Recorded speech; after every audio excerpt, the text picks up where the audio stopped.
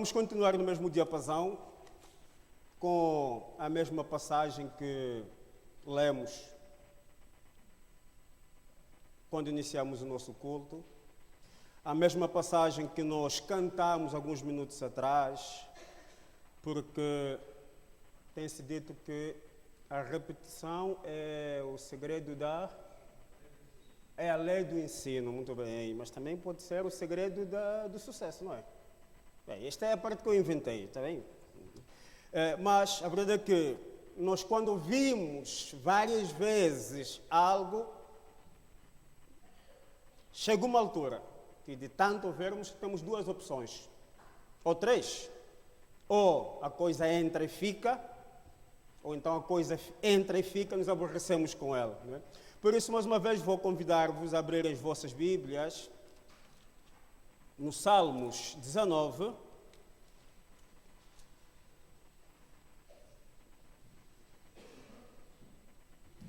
E a parte interessante é que temos várias traduções para lermos, compreendermos esta passagem, estes Salmos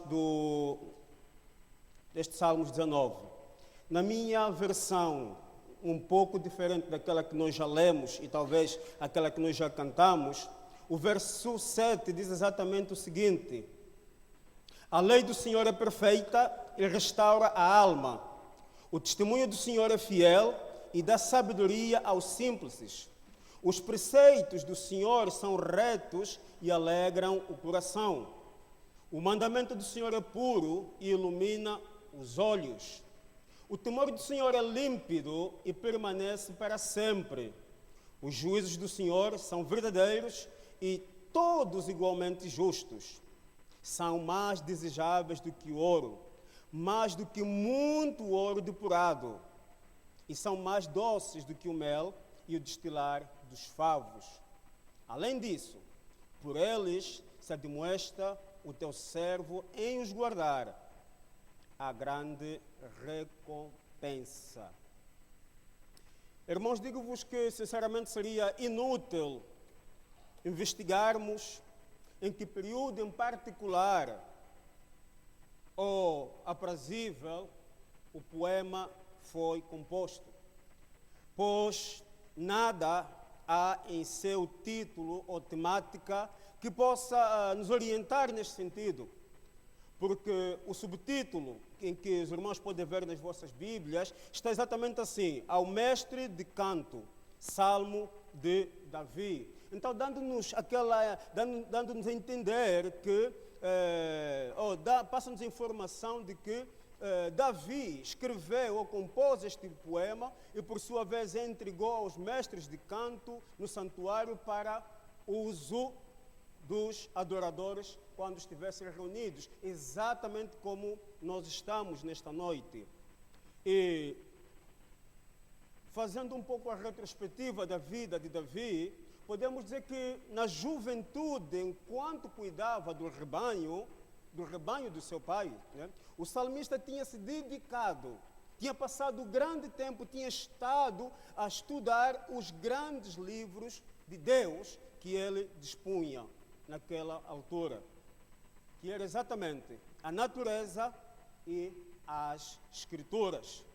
E ele tinha se aprofundado no espírito destes dois únicos volumes da sua biblioteca, a tal ponto que era capaz de compará-los e constatá-las, no sentido de ver exatamente onde começava a excelência do seu autor e de que forma é que a mesma se podia aplicar na sua vida.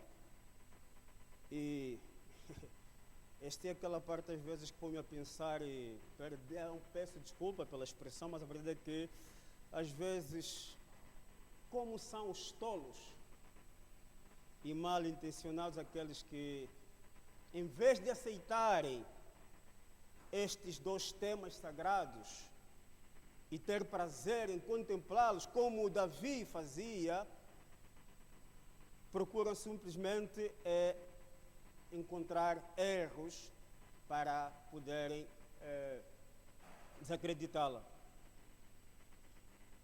Podemos dizer que, ou podemos assegurar tranquilamente que os vestígios da criação, irmãos, jamais irão contradizer aquilo que está em Gênesis. Nem será descoberto um cosmo paralelo, como tem havido ultimamente. Os cinemas têm apresentado muitas séries, muitos filmes, em que dizem que existe Terra 1 e Terra 2. Quer dizer que nesta Terra 1 está o Blanchard, na Terra 2 existe um Blanchard também, mas já presidente de um país. Então, a verdade é que por mais que nós, os homens, tentem perscrutar, encontrar provas, nunca encontraremos um cosmo diferente ou um cosmo correto e diferente da narrativa a que Moisés conta lá no princípio em Gênesis. A verdade é dizer que sábio é aquele que lê tanto o livro sem palavras, bem como o livro com palavras.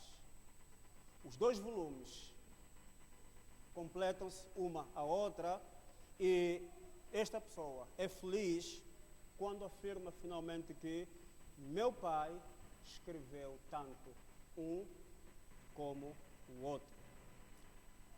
Irmão, nós olharmos para os Salmos 19, nós podemos encontrar 3 divisões.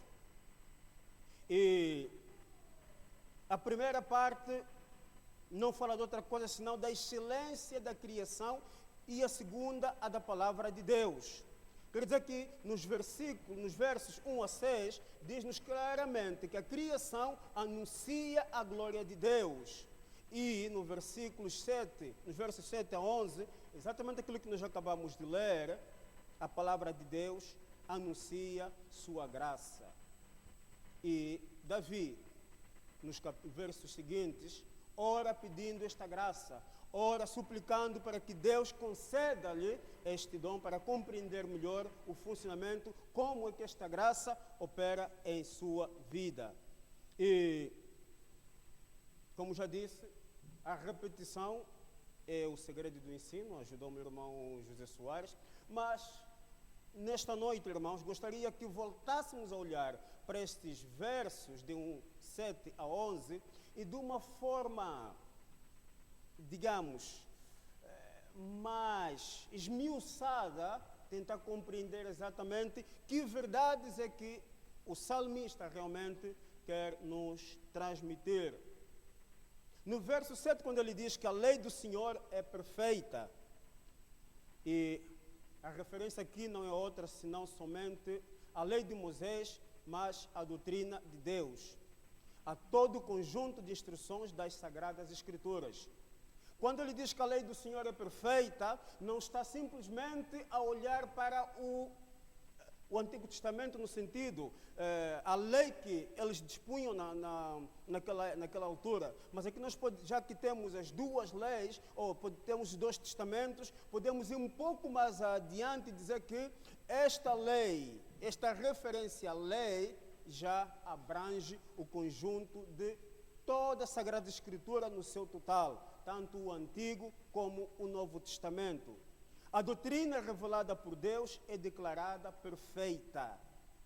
E observemos aqui aquilo que Davi havia descoberto, de que uma pequena parte das Escrituras é o que ele tinha, mas ainda assim conseguiu enxergar mais longe para compreender que não, tudo aquilo que me envolve, tudo aquilo que tem a ver com a mão de Deus a operar, não deixa de ser perfeito. E a pergunta fica: o que Davi teria dito se de repente já tivesse as duas partes, tanto o Antigo como o Velho Testamento? Muito mais do que perfeito é o livro que contém a demonstração mais evidente do amor divino e nos abre visão da graça redentora. Irmãos, o Evangelho é um plano completo, ou a lei da salvação pela graça. Ele apresenta ao pecador tudo o que este precisa para suprir as suas terríveis necessidades. Irmãos, na palavra de Deus e no plano da graça não há vãs repetições, nem omissões. Então, por que às vezes queremos pintar, vamos dizer, os lírios do vale? Por que às vezes queremos pintar de dourado o ouro que já é dourado? Irmãos, o Evangelho é perfeito em todas as suas partes e perfeito como um todo. E acrescento dizendo que seria crime, ou é mesmo crime, acrescentar alguma coisa nela. É traição alterar e infidelidade se tivermos que retirar algo dele. Continuando no verso 7, nós encontramos essa expressão, e restaura a alma. Ela faz o homem retornar ao o ser recuperado para o lugar de onde o pecado o expulsara. Irmãos, o efeito prático da palavra de Deus é exatamente fazer o homem voltar-se a si mesmo. Não só voltar-se a si mesmo, mas também voltar-se para Deus e para a santidade que Deus exige. E quando falamos de voltar, não estamos a falar de outra coisa senão da conversão, não apenas exterior, mas também a conversão interior. Estamos a falar que quando isto acontece, a alma é tocada e ao mesmo tempo renovada. Disse o apóstolo Paulo, quando alguém está em Cristo, nova criatura é. Então, é exatamente isso, quer dizer que a alma é tocada, a alma é renovada. E o maior agente da conversão do pecador é a palavra de Deus. E quanto mais próximos nos conservarmos dela em nosso ministério, tanto maior, irmão, será a possibilidade de sucesso. É a palavra de Deus e não a interpretação humana dela que exerce o poder sobre as almas. A lei e o Evangelho agem diferentemente, mas o resultado é o mesmo, porque é o Espírito Santo que trabalha na vida da pessoa.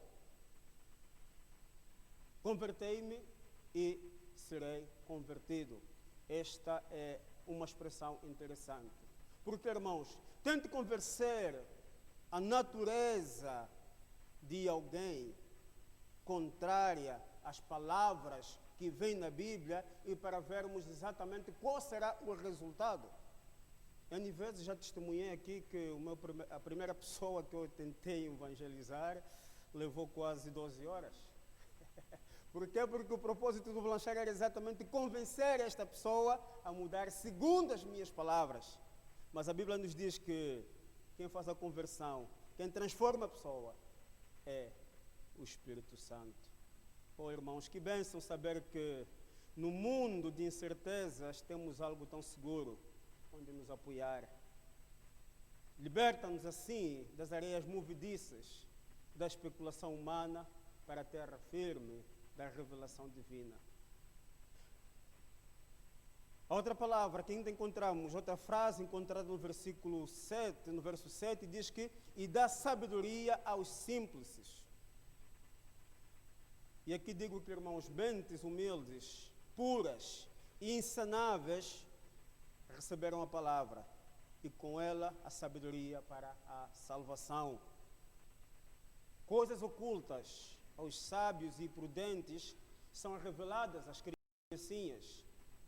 Os que se deixam persuadir ficam sábios, mas aqueles que são tidos como os mais espertos, como dizia os filósofos, os sofistas, estes realmente permanecem tolos. Como lei ou plano, a palavra de Deus converte, não só converte a seguir, dá testemunho desta pessoa, não só testemunha esta pessoa, mas acima de tudo, instrui o novo convertido. E, todavia, importa dizer que a conversão, somente a conversão, não é suficiente, ou é insuficiente, porque precisamos dar continuidade sendo discípulos. Fomos convertidos? Amém. Paramos aqui? Não. Temos que continuar? Sim. Sendo o quê? Discípulos.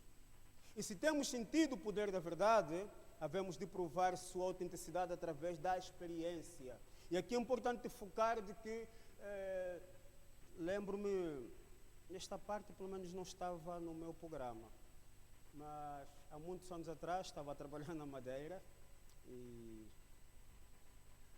tive a oportunidade de passar muito tempo com um madeirense, porque estava a ensinar um certo trabalho.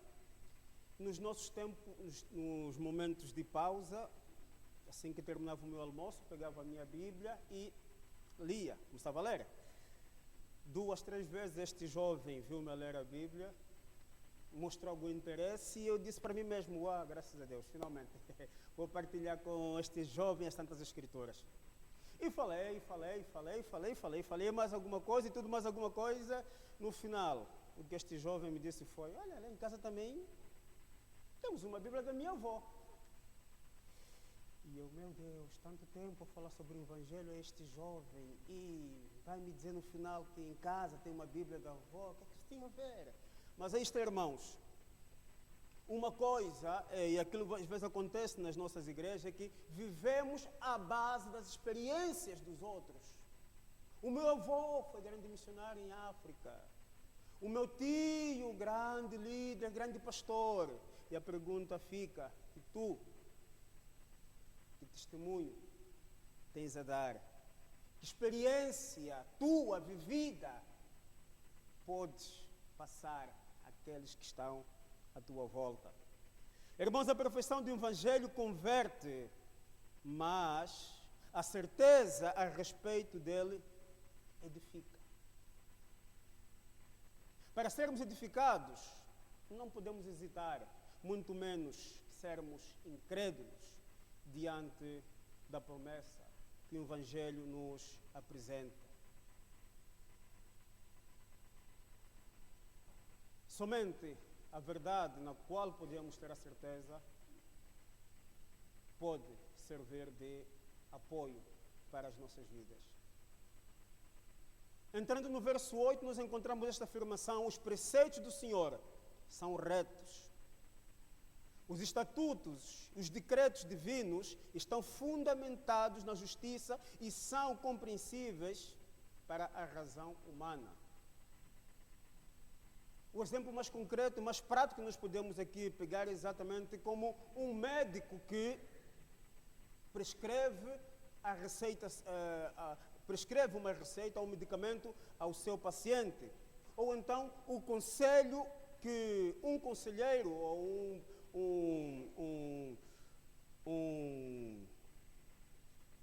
aqueles momentos que dá aquelas brancas, mas no bom sentido. O conselho que os psiquiatras, não é? Este é o termo que estava atrás, procuram dar no momento certo, na altura certa, a exatamente alguém. É exatamente desta forma que nós podemos interpretar esta parte que diz: os preceitos do Senhor são retos. E o salmista continua: não só são retos, como alegram o coração. E aqui é interessante observarmos o progresso que houve. O convertido ganha primeiramente sabedoria e a seguir felicidade, porque a verdade torna reto o coração. Não só a verdade torna reto o coração, também lhe concede a alegria. A graça traz júbilo ao coração. A alegria que procede deste mundo, irmãos, reside nos lábios e excita as forças do corpo. Mas os prazeres celestiais, porém, satisfazem a natureza interior e preenchem as faculdades mentais até transbordarem. Irmãos, não há refresco mais agradável do que este, que é o derramamento do cântaro das Escrituras. Para ser feliz, irmão, refugie-se e leia a Bíblia. Mas o salmista continua andando no verso 8 e diz que o mandamento do Senhor é puro. Por outras palavras, não há enganos. Não há nada nela infiltrado, não há, como é que eu diria, armadilhas que o contaminem. Nenhuma nódoa de pecado o polui. Diríamos que pode ser comparado ao leite não adulterado. E poderíamos até dizer, não sou amigo do vinho, mas diríamos que é o vinho não diluído, que nós podemos aqui considerar o mandamento do Senhor. E o que é que ela faz? Ilumina os olhos, ou seja, limpa com a sua própria pureza a obtusidade humana que interfere no discernimento intelectual. O que é que este ensinamento faz? Para os olhos obscurecidos, irmãos, por tristeza ou pecado, a Escritura é o oculista habilidoso que torna claro e radiante. Olhe para o sol e lhe cegará os olhos, mas nós temos na revelação, nós temos na lei do Senhor a força para voltar a abri-las. Convém então novamente, irmãos, observarmos a transição que ocorre aqui. O convertido tornou-se um discípulo, não só tornou-se discípulo, e a seguir tornou-se numa alma jubilosa. Agora, ele tem os olhos perspicazes, tem olhos espertos e como pessoa espiritual discerne melhor as coisas que estão à sua volta. O salmista não ficou por aí porque no verso 9 diz que o temor do Senhor é límpido. E aqui importa dizer mais uma vez que a doutrina da verdade é aqui descrita pelo seu efeito espiritual. Ou seja, a consagração interior ou o temor ao Senhor, ela é límpida em si mesma e limpa com amor o coração onde reina o pecado. Podíamos aqui dizer que não só limpa, mas também acaba por santificar, tornando assim este Senhor temente a Deus, que não somente deixa de se satisfazer com aquilo de errado que está à sua volta, mas é aquela pessoa que passa a trabalhar no sentido de limpar tudo de errado que está à sua frente. Diríamos que passa a ser alguém que já não se alegra com aquilo que é de mal que impera a sociedade onde esta pessoa está envolvida. A imundícia gera decadência, irmãos, mas a limpeza é o grande inimigo da corrupção. O princípio puro da graça de Deus habitando no coração do homem é permanente e incorruptível. Pode ser suprimido por algum tempo, mas jamais poderá ser destruído. Tanto a palavra como no coração, podemos dizer e afirmar que Deus, quando coloca esta verdade no coração do crente, no coração do convertido, poderá dizer exatamente como disse um dia Pilatos: o que escrevi, escrevi. Quer dizer que Deus, depois de escrever, não faz rasuras. Deus não faz apontamentos que, mais tarde, talvez, possa recorrer para voltar a castigar esta ou aquela pessoa. Irmão, para dizer que a vontade revelada de Deus é imutável. Até mesmo Jesus veio não para destruir ou para alterar a lei. Ele mesmo dizia que veio para cumprir a lei. Continuando disso, disse o salmista que os juízos do Senhor são verdadeiros e todos igualmente justos. Conjunta e separadamente, irmãos, a palavra do Senhor são verdadeiras. Aquela que é boa no detalhe também é ótima no seu conjunto. Não há nenhuma exceção para uma frase isolada, nem para um livro isolado. Quer dizer que o todo é perfeito. Os juízos de Deus, em conjunto ou em separado, são manifestamente justos e não precisam de explanações trabalhosas para se justificarem. As decisões judiciais podem ser alteradas de noite para dia. As constituições podem ser transformadas, mas aquilo que Deus escreveu está escrito. Continuando no verso 10, o salmista diz que são mais desejáveis do que o ouro, mais do que muito ouro depurado. E a verdade bíblica enriquece a alma ao mais elevado grau. É interessante percebermos esta metáfora, porque ela vai ganhando força. Porque ele começa ouro, ouro depurado, muito ouro depurado. Não só muito ouro depurado, como ela de repente passa a ser boa, melhor, ótima e merece ser desejada com voracidade maior do que a de um faminto. Uma vez que o tesouro espiritual é mais nobre do que a mera riqueza, irmãos, ela deve ser desejada. Devemos procurar com ardor e com mais eficaz esta mesma riqueza espiritual. Fala-se sobre a solidez do ouro, mas o que é mais sólido que a verdade sólida?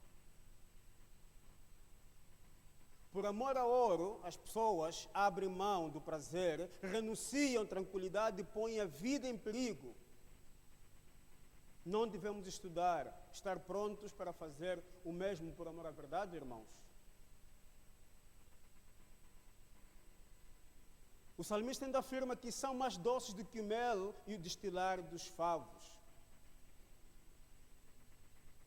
John Trapp, espero bem que seja assim o nome em inglês, já tenho dito aos irmãos que têm trabalhado para melhorar a minha pronúncia no inglês, está difícil, mas pronto, mas é John Trapp, acho que é Trapp, um pregador escocês que viveu nos anos 1600, é conhecido, bastante conhecido pelas suas metáforas, pelos provérbios que foi inventando, e a certa altura, quando leu sobre este salmo, disse o seguinte: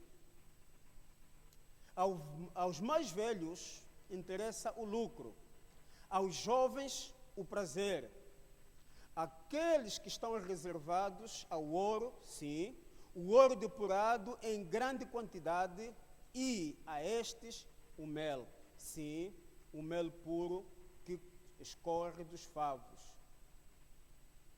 O que é que este grande pregador quis dizer exatamente com isto? Quis exatamente dizer que os prazeres resultantes de uma compreensão correta do testemunho divino são da mais preciosa ordem. As alegrias terrenas são totalmente desprezíveis, se comparadas com aquelas que Deus nos oferece. Os deleites mais doces, sim, o mais doce de todos, são a parte de quem tem a verdade de Deus por herança. E, terminando quase, entrando no verso 11, diz que além disso, por eles admoesta o teu servo. E aqui a palavra nos lembra tanto dos nossos deveres e perigos como das soluções ao qual nós dispomos. Irmãos, no mar da vida haveria muitos naufrágios, não fossem os avisos de tempestades divinos enviados em tempos aos vigilantes. A Bíblia, para nós, irmãos, devia ser a nossa mentora, devia ser a nossa monitora, devia ser a nossa instrutora, devia ser a guardiã da nossa consciência. Mas, por que será que tão poucos homens aceitam os avisos enviados graciosamente? Somente os verdadeiros servos de Deus o farão, pois honram a vontade do seu mestre. Os servos de Deus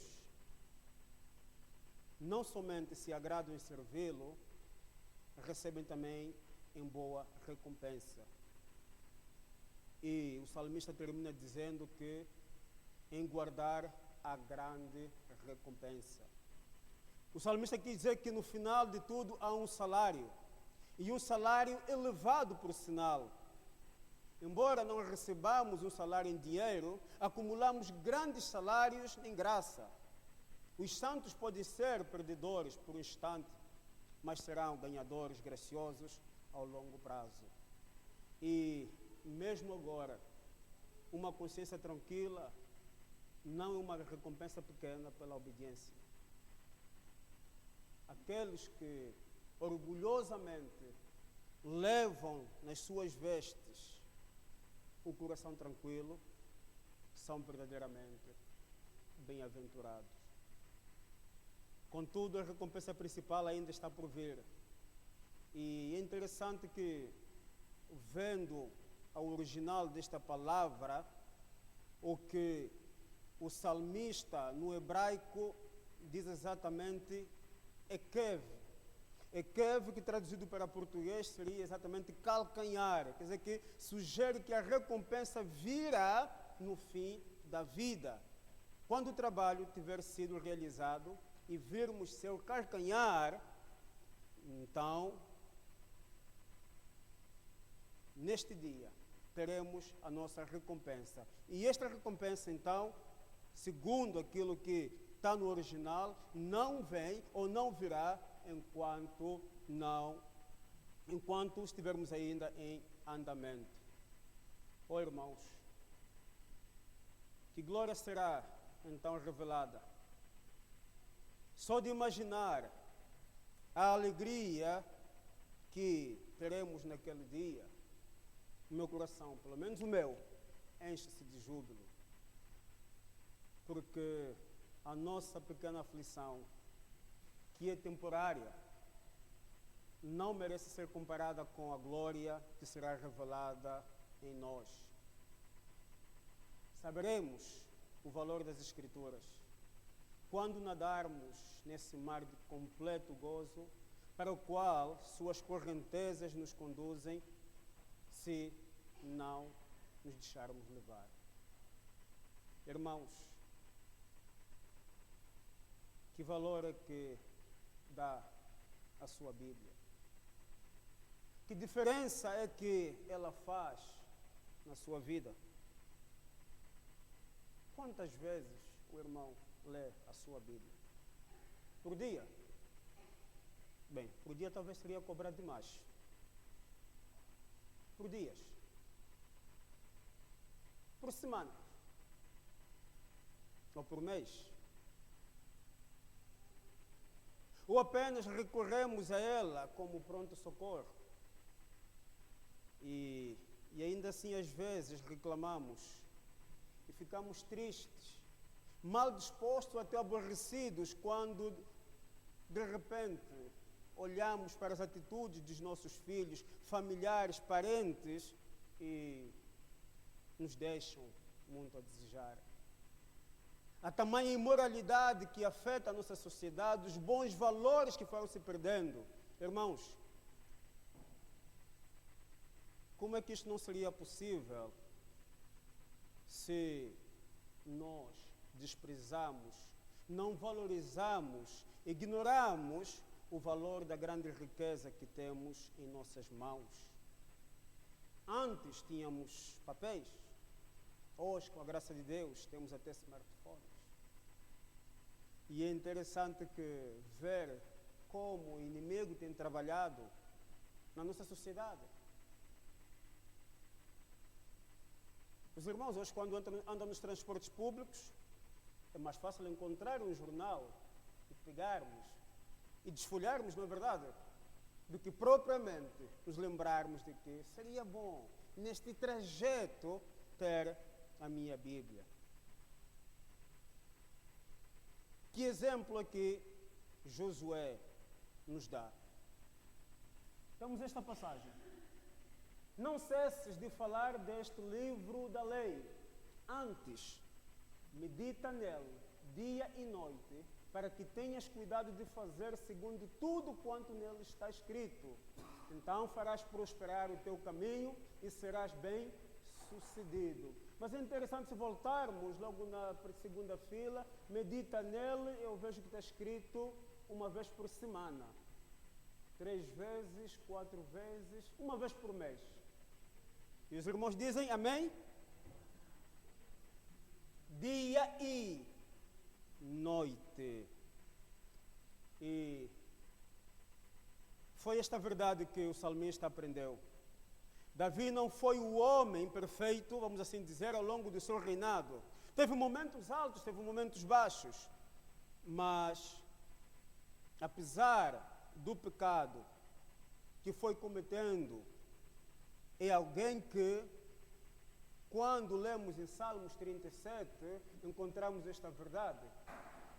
Fui moço e já agora sou velho. Porém, jamais vi o justo desamparado, nem a sua descendência a mendigar o pão. Por que que Davi faz esta afirmação? Porque soube pôr em prática exatamente esses ensinamentos.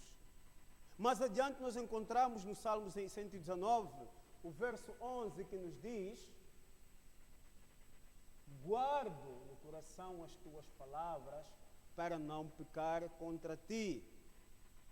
E ele continua no verso 19: sou peregrino na terra, não escondas de mim os teus mandamentos. O salmista havia compreendido que, finalmente, que o verdadeiro lar não era aqui nesta terra, mas com Deus. Por isso clama e suplica a Deus que não escondesse dele os seus mandamentos, a sua lei, a sua palavra. O que é que o irmão mais anseia nesta vida? O que é que mais deseja? Na sexta-feira vinha eu das aulas, quando saía do comboio, de repente um grupo à minha frente pôs-se a correr e eu, o que é que se passa? Será que aconteceu alguma coisa? Depois de andar mais alguns passos é que me apercebi da fila enorme que estava em frente a uma livraria, porque o Euromilhões estava nos 100 milhões, não é? Então as pessoas corriam, porque talvez é desta que a sorte haveria de mudar. E talvez até entre nós tenha alguém que tenha apostado para ver se é desta vez que a sorte mudaria para sempre. Mas, irmãos, quero terminar contando-lhes uma pequena história que ouvi recentemente, que fala de um certo homem rico que no dia do seu aniversário convocou os seus empregados na sua sala de estar para lhes dar um presente. O patrão estava feliz, meu aniversário, então vou presenteá-los. O que é que este homem fez? Colocou em cima da mesa diversas Bíblias e ao lado de cada Bíblia uma pequena quantia em dinheiro, e de seguida foi perguntando a cada um: o que é que prefere? Esta Bíblia ou este dinheiro? Respondeu o primeiro: eu gostaria de receber a Bíblia. Era o motorista a falar. Mas como não aprendi a ler, então dá-me mais jeito ficar com o dinheiro. O outro respondeu: bem, minha mulher está adoentada, isso é o jardineiro, e por esta razão tenho necessidade de dinheiro. Em outras circunstâncias eu até ficava com a Bíblia. A cozinheira, por sua vez, diz que, bem, eu até sei ler, porém nunca encontro tempo sequer para folhear uma revista, quanto mais uma Bíblia. Por isso, vou ficar com o dinheiro. O patrão finalmente vira-se para o quarto trabalhador, que era um menino. Então, José, também ficas com dinheiro? O menino, por sua vez, diz que não. A minha mãe disse-me certa vez que a Bíblia ensina as palavras de Deus que são como ouro.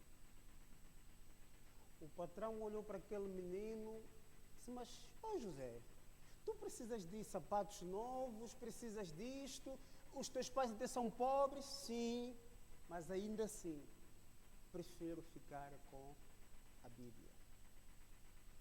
E, está bem, se assim é, toma. Naquela alegria, o menino a desfolhar, apercebeu-se que no meio estava um cheque de uma soma que não me foi revelada. Muito menos os colegas deste menino José ficaram curiosos, mas não conseguiram espreitar porque ficaram envergonhados. Irmãos, não existe coisa mais sagrada, mais preciosa do que isto. Não menosprezem estas palavras que temos entre mãos.